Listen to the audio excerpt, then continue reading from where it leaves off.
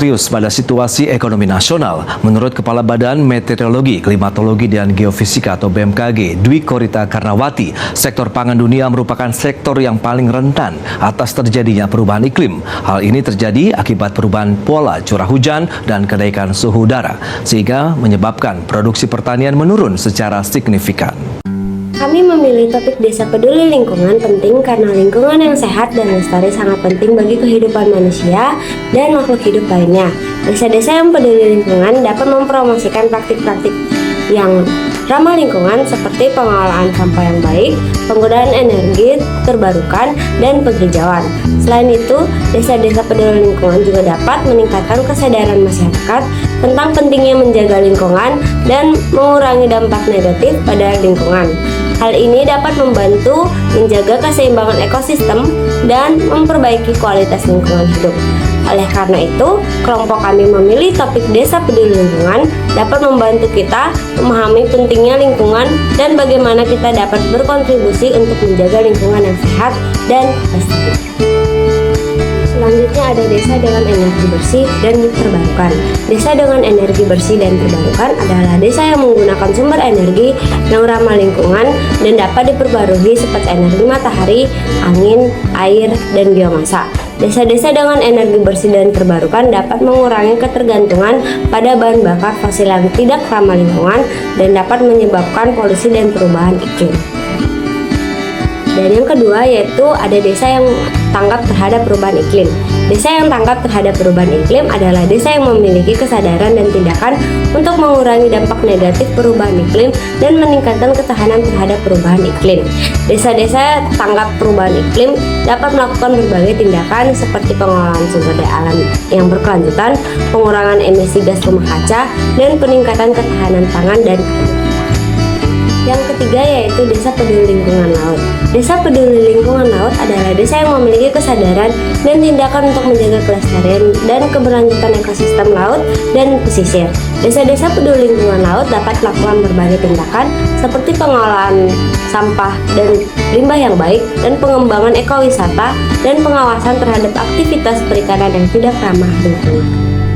Yang keempat yaitu Desa Peduli Lingkungan Darat. Desa Peduli Lingkungan Darat adalah desa yang memiliki kesadaran dan tindakan untuk menjaga kelestarian dan keberlanjutan lingkungan darat. Desa-desa peduli lingkungan darat dapat melakukan berbagai tindakan seperti pengelolaan sampah yang baik, penghijauan, dan pengembangan pertanian organik. Semuanya, dari sini saya akan menjelaskan mengapa kelompok kami memilih topik PISPA, yang dimana kepanjangan dari PISPA itu adalah pemantauan iklim dalam sektor pertanian. Pemantauan dalam sektor pertanian adalah suatu proses untuk mengetahui perubahan cuaca dan iklim serta dampaknya dalam produksi tanaman. Melibatkan pengumpulan data cuaca yang terkini dan analisis pola iklim dalam jangka panjang, pemantauan ini memberikan wawasan yang berharga pada para petani. Berdasarkan data yang dikumpulkan meliputi suhu udara, curah hujan, kelembapan udara, dan faktor-faktor lainnya dapat mempengaruhi pertumbuhan tanaman. Dengan pemahaman yang lebih baik tentang variabilitas iklim, petani dapat merencanakan penjadwalan tanaman secara efisien, mengoptimalkan penggunaan irigasi, dan mengelola sumber daya alam dengan bijak. Pentingnya pemantauan iklim juga terletak pada identifikasi potensi risiko seperti kekeringan, banjir, atau fluktuasi suhu yang dapat berdampak negatif pada hasil pertanian. Selain informasi yang dikumpulkan dari pemantauan iklim yang memainkan peran kunci dalam pengembangan strategi adaptasi, ini termasuk penggunaan varietas tanaman yang lebih tahan terhadap kondisi iklim tertentu. Selanjutnya, meningkatnya suhu global diperkirakan akan menyebabkan banyaknya perubahan di permukaan bumi seperti ditunjukkan oleh semakin meningkatnya intensitas fenomena cuaca yang ekstrim. Perubahan iklim merupakan salah satu ancaman yang sangat serius terhadap sektor pertanian dan potensial mendatangkan masalah baru bagi keberlangsungan produksi pangan dan sistem produksi pertanian. Salah satu contohnya itu ya perubahan iklim El Nino. El Nino adalah fenomena alam yang mempengaruhi pola iklim global, termasuk di Indonesia. Secara umum, El Nino mengacu kepada peningkatan suhu permukaan laut di Samudra Pasifik Tengah dan Timur. Dampaknya dapat mempengaruhi cuaca, curah hujan, suhu, dan pola cuaca di berbagai wilayah Indonesia. Penurunan curah hujan dengan wilayah paling terdampak yaitu Pulau Kalimantan, Sulawesi, sebagian besar Jawa dan Papua terdampak dari cuaca ini. Dampak yang terjadi dari badai El Nino terlihat pada penurunan debit sungai serta berkurangnya tinggi muka air waduk dan muka air tanah. El Nino dapat memiliki dampak yang signifikan bagi sektor pertanian di Indonesia. Beberapa dampak yang mungkin terjadi adalah sebagai berikut. Yang pertama, kekeringan. Salah satu dampak utama El Nino adalah penurunan curah hujan yang dapat menyebabkan kekeringan di beberapa wilayah. Yang kedua, penyakit tanaman. Perubahan pola cuaca yang terkait dengan El Nino seperti peningkatan suhu dan kelembapan rendah dapat menciptakan kondisi yang lebih baik bagi perkembangannya penyakit tanaman. Yang ketiga yaitu perubahan pola hama. El Nino juga dapat mempengaruhi pola perkembangan biakan hama tanaman. Yang keempat yaitu penurunan produksi dan ketidakstabilan harga. Dampak kekeringan dan serangan penyakit serta hama dapat menyebabkan penurunan produksi tanaman pertanian di Indonesia.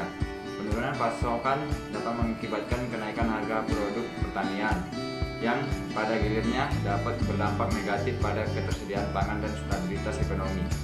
Setiap kenaikan suhu minimal 1 derajat Celcius akan menurunkan hasil tanam padi sebesar 10%. Matres et al. Tahun 1997 menunjukkan bahwa kenaikan suhu 1 derajat Celcius akan menurunkan produksi padi hingga 5-7%. Penurunan tersebut disebabkan berkurangnya pembentukan zinc, lebih pendeknya periode pertumbuhan, dan meningkatnya respirasi. Sustainable Development Goals terdapat beberapa permasalahan. Kami mengangkat mengenai peduli lingkungan di saat jadi topik permasalahan, terutama di bidang pertanian. Permasalahan mengenai iklim dapat mempengaruhi produksi pertanian sehingga menyebabkan kerugian. Solusi mengenai masalah tersebut, petani bisa melakukan pemilihan varietas yang tahan terhadap perubahan iklim, mengembangkan sistem irigasi yang sesuai, dan memperkuat informasi mengenai cuaca. Bisa juga menerapkan praktik pertanian berkelanjutan yang ramah lingkungan. Maka dari itu, kami menghadirkan aplikasi mengenai informasi yang memuat data tentang cuaca dan hujan agar dapat melakukan pemantauan sejak dini terhadap iklim. Selanjutnya saya akan membahas tentang IoT atau Internet of Things dan cloud computing, serta hubungannya dengan PISPA. Yang pertama, IoT itu adalah jaringan perangkat yang terhubung ke internet dan saling berkomunikasi dan berbagi data. Sedangkan cloud computing adalah teknologi yang memungkinkan penyimpanan dan pengelolaan data dari jarak jauh melalui internet. Kedua bidang ini dapat meningkatkan efisiensi dan produktivitas di berbagai bidang termasuk bidang pertanian. Selanjutnya yaitu hubungan PISPA dengan kedua ini. PISPA adalah aplikasi yang dapat membantu kinerja petani dengan melihat curah hujan, cuaca, suhu, peta mengenai rata hujan, dan peta mengenai sebaran opsi suatu wilayah, dan lain sebagainya dari jarak yang jauh. Itulah mengapa PISPA ini berhubungan dengan Internet of Things dan cloud computing. Nah, pastinya aplikasi ini memiliki manfaat. Yang pertama, dengan adanya aplikasi ini diharapkan dapat meningkatkan presentasi hasil produksi pertanian dengan memilih waktu yang tepat untuk melakukan pengelolaan lahan pertanian, baik dari segi penanaman, pemupukan, dan pengendalian hama atau yang lainnya. Tujuan dari aplikasi PISPA ini sendiri yang pertama sebagai aplikasi untuk memprediksi kelembapan, suhu, perkiraan cuaca, dan curah hujan. Yang kedua itu sebagai panduan untuk petani dalam memilih waktu yang tepat untuk mengelola lahan pertanian. Dan yang ketiga, membantu petani untuk memilih varietas tanam yang cocok untuk ditanam. Aplikasi PISPA atau pemantauan iklim sektor pertanian ini memuat informasi mengenai perubahan iklim yang terjadi, jadi dapat membantu petani mencegah kekurangan gagal panen pada lahannya. Dengan adanya aplikasi ini, petani mendapatkan bantuan tentang dampak dari cuaca yang akan datang, sehingga petani mampu merencanakan pola tanam dan varietas yang sesuai pada hari tersebut.